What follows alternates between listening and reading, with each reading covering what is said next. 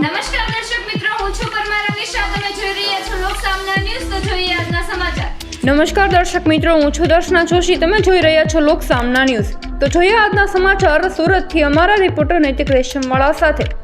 ધૂળેટીની એક નવી ઓળખ આપતું અને પરંપરાગત હોળીની ઉજવણીને ઓર્ગેનિક સ્વરૂપમાં રજૂ કરતું મડ ફેસ્ટ આ વર્ષે 4 માર્ચે સુરતમાં યોજાવા જઈ રહ્યું છે.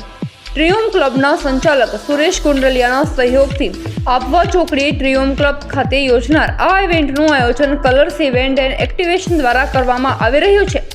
મડ ફેસ્ટના આયોજક ઓર્નમ મૈત્રા અને ક્રિશ વાધવાનીએ જણાવ્યું કે મડ ફેસ્ટ એ ભારતની પ્રથમ એવી ઇવેન્ટ છે જેમાં ઓરિજિનલ ધૂળેટી અને પરંપરાને ઓર્ગેનિક રીતે ઉજવવામાં આવે છે. અહીં કેમિકલ્સ, કલર્સ નહીં પરંતુ મુલતાની માટી અને કુદરતી માટીનો ઉપયોગ કરવામાં આવશે. સુરતમાં મડ ફેસ્ટનું આ 6થું આયોજન છે. કોવિડના સમયગાળા દરમિયાન બ્રેક બાદ હવે મડ ફેસ્ટ ફરીથી કમબેક કરી રહ્યું છે. આયોજકનો દાવો છે કે કોવિડ બાદ હવે માર્કેટ ફરીથી મોટા અને કોમર્શિયલ ઇવેન્ટ માટે તૈયાર છે. ગુજરાતમાં દેશ વિદેશના ટુરિસ્ટને આકર્ષિત કરવાનો ઉદ્દેશ પણ છે. ઓર્નમ મોઇત્રાએ જણાવ્યા અનુસાર જેમ સ્પેનમાં લોકો ટોમેટાની રમવા જાય છે તેમ હવે દુનિયાભરમાંથી લોકો મડ ફેસ્ટ રમવા માટે સુરત આવશે. આ ઇવેન્ટમાં દેશ વિદેશથી હજારો લોકો ભાગ લે તેવી શક્યતા છે. મડ ફેસ્ટની ખાસિયત અંગે તેમણે જણાવ્યું હતું કે મુલતાનની માટી અને કુદરતી માટી ત્વચા માટે લાભદાયક છે અને તે નેચરલ ફેશિયલ જેવી અસર આપે છે જેના કારણે સ્કિનમાં નેચરલ ગ્લો આવે છે. આ ઇવેન્ટમાં મુંબઈના પ્રખ્યાત મહિલા ડીજે રીના બારોટ અને અન્ય ડીજે પાર્ટી, રેન ડાન્સ, એક્ટિવિટીઝ જેવી સુવિધાઓ ઉપલબ્ધ રહેશે. સાથે જ મુલાકાતી માટે લોકર રૂમ, મહિલાઓ માટે અલગ ચેન્જિંગ રૂમની વ્યવસ્થા પણ કરવામાં આવી છે. ફેમિલી માટે ખાસ એક્ટિવિટી ઝોન રહેશે જ્યાં બાળકો પણ આનંદ લઈ શકશે.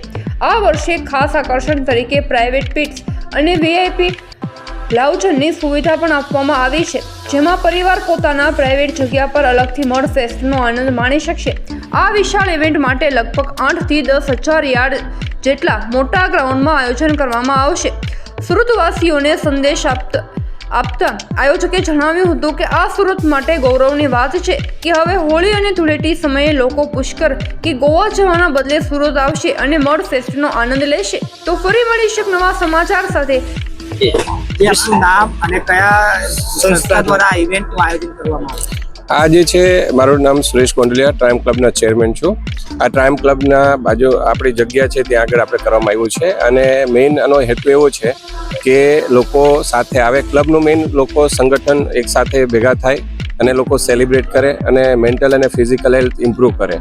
આ કેસમાં શું લોકો સાથે સેલિબ્રેશન માટેની આ જગ્યા અમે ક્રિએટ કરી છે અને સરસ મજાનું આયોજન કર્યું છે જેમાં આ નેચરલ કલર કેમિકલવાળા નહીં, નેચરલ કલર યુઝ કરવામાં આવશે. ફૂલોની હોલી, આજકાલ ફૂલોથી બી લોકો હોલી રમે છે અને કલર ગુલાલથી બી રમે, તો નેચરલ કલરથી અમે એ બધી સુવિધા છે અહીંયા. અને રેન ડાન્સ બી રાખ્યો છે અને એક મુલતાની માટીનો મડ ફેસ્ટ બી રાખ્યો છે જે અત્યારે આપણા માટે એક આકર્ષણનું કેન્દ્ર રહેશે. આ ઇવેન્ટમાં આવવા માટે કેવા પ્રકારની બુકિંગ અત્યારે હાલ કરવામાં આવી રહી છે? કોના દ્વારા? એ અમારા ઇવેન્ટ કંપનીને આપ્યું છે બધું મેનેજમેન્ટ. ઇવેન્ટ કંપની જે છે એ બુક માય શોથી એ લોકો બુક કરાવતા હોય છે એટલે એ મેનેજમેન્ટ કંપની મેનેજ કરી રહ્યો છે. કઈ પ્રકારની વ્યવસ્થા છે અહીંયા? જે છે કે લોકરની વ્યવસ્થા છે, ચેન્જિંગ રૂમની વ્યવસ્થા છે, ફૂડ કાઉન્ટર રાખ્યા છે એટલે જે કોઈને આવીને આ ખાવાનું જમવાનું જે હોય છે સારું એવું કેટરિંગ કંપનીને આપવામાં આવ્યું છે. ઇવન આપણે સિક્યોરિટી ઘણી સારી રહેશે, પાર્કિંગની વ્યવસ્થા ફ્રી છે એટલે સરસ બધી રીતે ગોઠવવામાં આવી છે. આ જે છે સ્થળ છે આપણે આબા ચોકડી કહેવાય, ત્યાંથી 500 મીટરની જગ્યા પર આવી જાય છે અને ન્યૂ વેશો કહેવામાં આવે છે. અને બીજું સરસાના ડોમથી બી આવી શકો તમે, તો બંને જગ્યાથી આ બહુ કન્વિનિયન્ટ છે. અને વેશો જીડી ગોયંકાથી 3 કિલોમીટર દૂર છે. તો ફરી મળીશું એક નવા સમાચાર સાથે. ત્યાં સુધી જોતા રહો લોક સામના ન્યૂઝ.